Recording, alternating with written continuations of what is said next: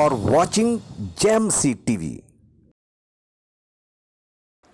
मालिक यसू के शानदार नाम में आप सबों की सलामती चाहता हूँ। मैं मुबशर युबाब सलीम आपकी खिदमत में हाजिर हूँ और चाहता हूँ कि आप सब हमारे इस टीवी चैनल JMC को सब्सक्राइब भी करें, लाइक भी करें और दूसरों तक शेयर भी करें, ताकि खुदा का कलाम अब तक पहुँचता जाए और बहुतों की ज़िंदगियों के लिए बरकत का सबब ठहरे।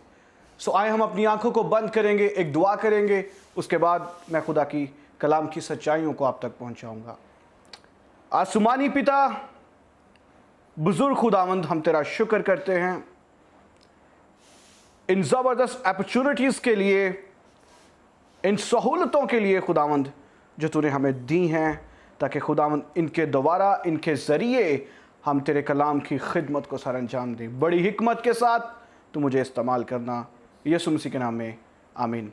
आए मेरे साथ निकालिएगा पुराने अहदनामा में से यसाया नबी का सहीफ़ा, उसका 53 बाब और 53 बाब की 4 और 5वीं इन 2 आयात पर आज हम गौर करेंगे। कलाम अक़दस के अंदर कुछ यूं लिखा है,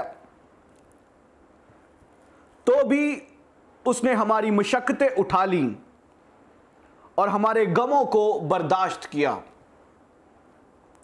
पर हमने उसे खुदा का मारा कूटा और सताया हुआ समझा। हालांकि वो हमारी खताओं के सबब से घायल किया गया और हमारी बदकिरदारी के बायस कुचला गया। हमारी ही सलामती के लिए उस पर सियासत हुई, ताकि उसके मार खाने से हम शिफा पाएं। पाक कलाम का पढ़ा और सुना और आज से इस पर अमल किया जाना हम सबों की ज़िंदगियों के लिए बाइस बरकत साबित हो। आज हमारा उन्वान है यीशु के लहू की कुदरत। There is power in the blood of Jesus.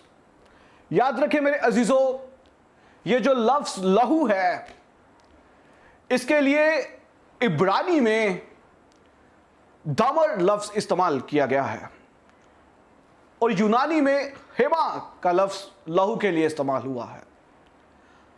ये लहू लफ्ज बाइबल मुकद्दस में तकरीबन 400 से ज़्यादा मर्तबा इस्तेमाल किया गया है। और याद रखें, बाइबल की तालीमात के मुताबिक लहू जो है, ये जो खून है, जिस्म की ताकत हमारे खून में है। और याद रखें, यीशु मसीह का जो लहू है, उसमें ये कुदरत पाई जाती है कि वो हमें हर तरह की बीमारी से, हर तरह की मुसीबत से, हर तरह की मुश्किलात से, हर तरह की इब्लीस की जंजीरों से छुड़ाने की कुदरत रखता है। और याद रखें, यीशु का लहू हमें शरीयत के गुनाह की गुलामी और मौत से आज़ाद करता है। यानी कि शरीयत के वो तमाम कवानीन जो बहुत सख्त थे, उनसे रहाई देता है। यीशु का लहू हमारी निजात है। यीशु का लहू हमारी बहाली है। यीशु का लहू हमें न्यू क्रिएशन बना देता है। यीशु के लहू के वसीला से हम नई मखलूक, नई खल्क बन जाते हैं। याद रखें, आपका और मेरा मालिक जब इस दुनिया में आया तो उसका यही प्लान था कि उसने अपना लहू सलीब पर आपके और मेरे लिए बहाना था। याद रखें, उसके लहू का पहला ही कतरा जब इस ज़मीन पर गिरा, मेरा ईमान है, उसने दुनिया की सारी बदी और नापाकी को धोकर साफ कर दिया। यानी यीशु का लहू हमें पाक और साफ करता है। यीशु का लहू हमें पाकीज़गी की तरफ लेकर चलता है। यीशु के लहू में ये कुदरत पाई जाती है कि उसका लहू जिस बदन पर आ जाता है, उस लहू के वसीला से उस बदन पर इब्लीस का कोई इख्तियार नहीं रहता, क्योंकि बाइबल हमें बताती है कि हम उसके खून खरीदे लोग हैं। जहां आपके और मेरे मालिक यीशु को सलीब पर लटका दिया गया, जहां पर उनकी मसलूबियत का वाक़या हुआ, तो एक राइटर की रिसर्च के मुताबिक जब यीशु को लटकाया गया और बारिश हुई और बारिश और खून का पानी मिक्स होकर पहाड़ी पर बहता हुआ आया और पहाड़ी के बिल्कुल पीछे एक नाला था जिसे किद्रून का नाला भी कहा जाता है, जिसका जिक्र हमें यूहन्ना की इंजील उसके 18वें बाब में मिलता है और सही लफ्ज यूहन्ना है। याद रखें, किद्रून का नाला जिसमें कोढ़ी नहाया करते थे, ठीक बिल्कुल उस सलीब के नीचे पहाड़ी के पीछे बिल्कुल पीछे एक कोढ़ियों की बस्ती थी जहां पर कोढ़ी रहा करते थे। और जैसे ही बारिश का पानी और लहू के कतरे मिक्स हुए और वो पानी और लहू, यीशु का लहू बहता बहता उस नाले के पानी में जाकर मिला, तो वहां पर कोढ़ी नहा रहे थे। अब कोढ़ी जब उसमें नहा रहे थे तो याद रखें, उनका कोढ़ हमेशा के लिए जाता रहा। अब सोचने की बात यह है कि वो पहले भी वहां नहाते थे, आज के पानी में क्या कुदरत थी कि उनका कोढ़ गया? कुदरत उस पानी में नहीं थी, बल्कि उस लहू में थी जो आपके और मेरे मालिक ने सलीब पर हम सब के लिए बहा दिया। यहां पर एक बड़ा खूबसूरत शेर, टपकते खून के कतरे शिफा देते हैं, टपकते खून के कतरे शिफा देते हैं, मसीहा सलीब पर लटके दुआ देते हैं। एक और बात करना चाहूंगा कि आपके और मेरे मालिक यीशु के लहू की कुदरत क्या क्या काम करती है। एक रिसर्चर ने क्रूस पर, सलीब पर रिसर्च करनी थी। वो अपने कुछ स्टूडेंट्स को साथ लेकर उस जगह पर पहुंचा जहां पर बहुत सारी सलीबों को रखा गया था।